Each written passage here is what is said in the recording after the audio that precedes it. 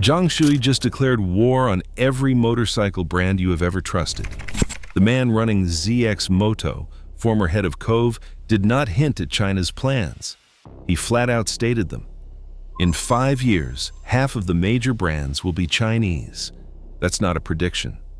That is a battle plan from an executive who is doubling his engineering team in 12 months.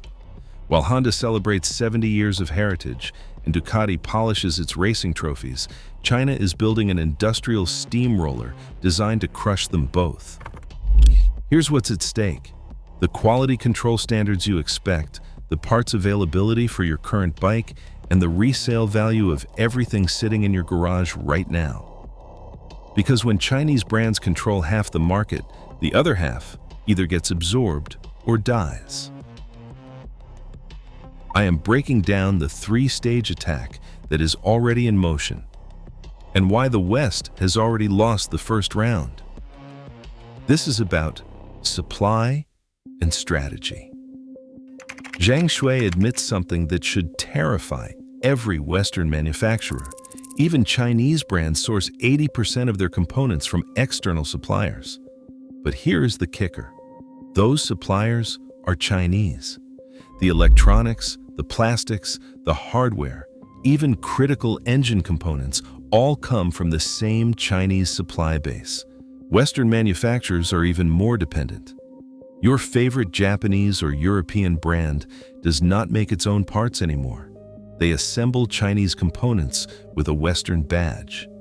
The tipping point is coming. When demand exceeds supply, and it will, Chinese brands get served first.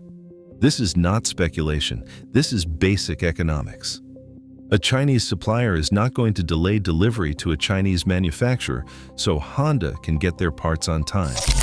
The real consequence is this: your favorite brand's next model could be delayed 18 months because a Chinese competitor got priority on the exact same components.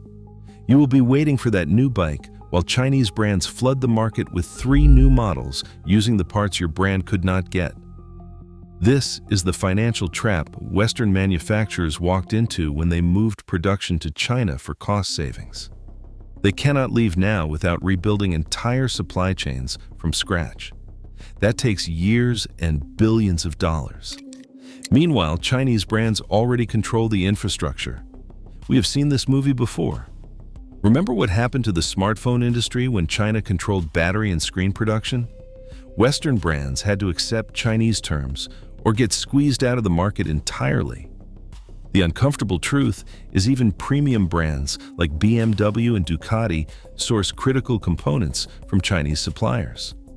That Italian superbike you're dreaming about, the wiring harness, the sensors, the ECU components are probably Chinese. The German adventure bike with the legendary reliability, same story. Zhang warned that small brands that manufacture in China or outsource their components there will have a very, very difficult time in the next 5 years. Translation? China will strangle them with supply chain control, then buy the corpse for pennies. When Chinese suppliers prioritize Chinese brands, Western manufacturers face an impossible choice: pay premium prices for delayed delivery or accept inferior substitute components that compromise quality. Either way, you lose. Your bike costs more, arrives later, or is not built to the same standard. The worst part is, this is not some future threat. It is happening right now.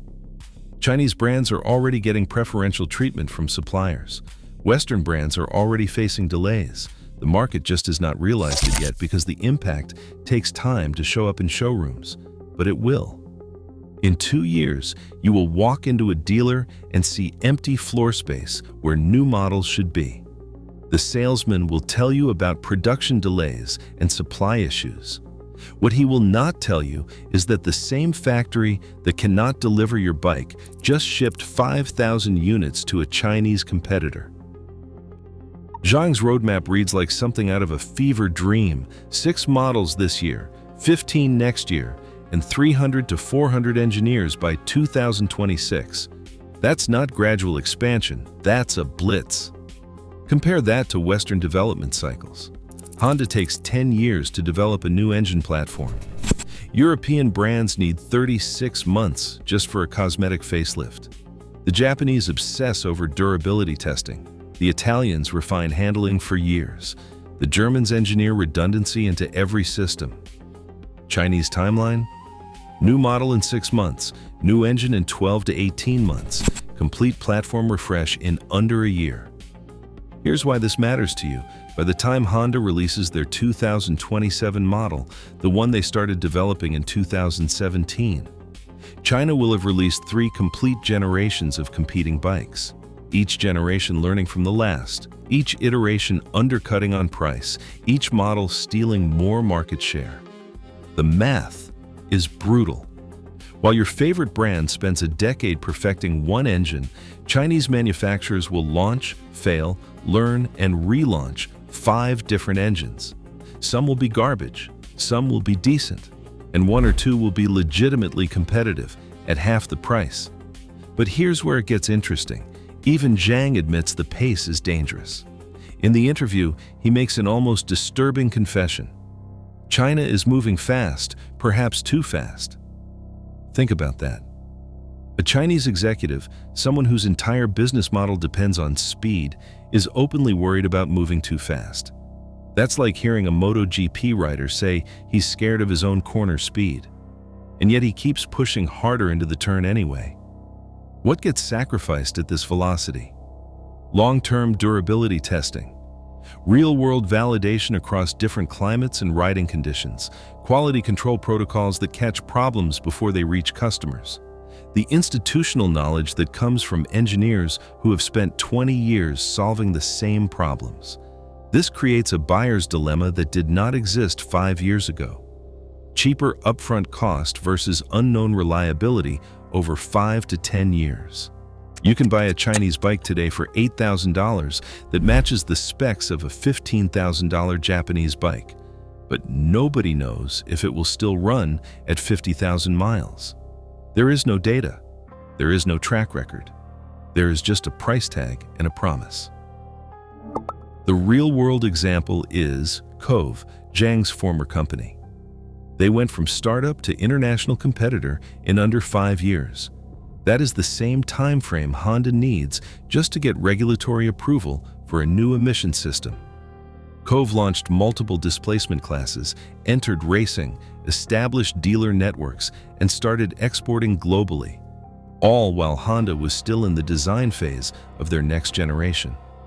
While Europe debates CO2 standards and Japan perfects fuel injection mapping, China launches 3 new engines per quarter. They do not wait for perfection. They do not obsess over legacy. They ship, learn, iterate, and ship again. The fight is not fair. And it is already over if Western brands keep playing by the old rules, because by the time they release one carefully engineered masterpiece, China will have flooded the market with 15 good enough alternatives that cost half as much. Zhang made the most honest admission I have heard from any executive in years. Reputation is built over decades, not years. He knows exactly what China does not have. Honda spent 70 years earning trust. Ducati built prestige through racing victories and engineering excellence. BMW established reliability through generations of bulletproof bikes. China cannot manufacture that. They cannot engineer heritage. They cannot design legacy. So they are going to buy it instead. The strategy is brutally simple. Acquire struggling Western brands, keep the name, and flood them with Chinese engineering and manufacturing. You get to keep the logo you trust. They get to skip the decades of reputation building they cannot afford to wait for. Zhang did not dance around the target list. He said second-tier brands are going to go through a very difficult market. Their future will be uncertain. Who is vulnerable? Any brand manufacturing in China or dependent on Chinese components, which is basically everyone except the top 3 or 4 manufacturers. The mid-tier brands you grew up with, the ones that are not Honda or Yamaha but have loyal followings, they are first in line for acquisition. We have seen this playbook before. Geely bought Volvo and kept the Swedish reputation while installing Chinese manufacturing capacity and cost structure. Consumers still think they are buying Swedish engineering. They are actually buying Chinese manufacturing with a Scandinavian badge and a premium price tag. Here's what happens to brand identity after acquisition. They keep the logo because that is what you recognize. They gut the engineering philosophy because that costs money. They slash the development timeline because that is what Chinese manufacturing demands. The brand you loved becomes a hollow shell wearing its own skin. The consumer confusion is the point. You walk into a dealer thinking you are buying Italian passion or Japanese precision. You are actually buying Chinese manufacturing with a Western name. The value destruction hits your garage immediately. Your classic bike's resale value tanks the moment the brand gets absorbed by a Chinese conglomerate. Collectors and enthusiasts know the difference between a real Ducati and a Chinese bike wearing a Ducati badge. The market knows. Insurance actuaries know. They are already adjusting risk profiles and valuations for Chinese manufactured bikes. In 5 years, half the brands at your local dealer could be Chinese-owned with Western names. You will not know which ones unless you dig into ownership structures and manufacturing locations.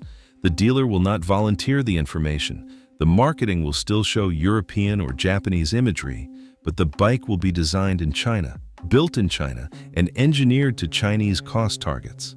The real consequence is not just about new bikes, it is about parts support for every bike currently on the road.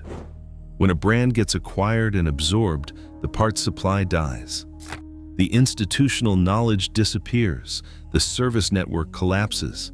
Your 2024 model becomes an orphan by 2030 because the company that made it no longer exists in any meaningful form. Parts support disappears, and that is permanent for many riders.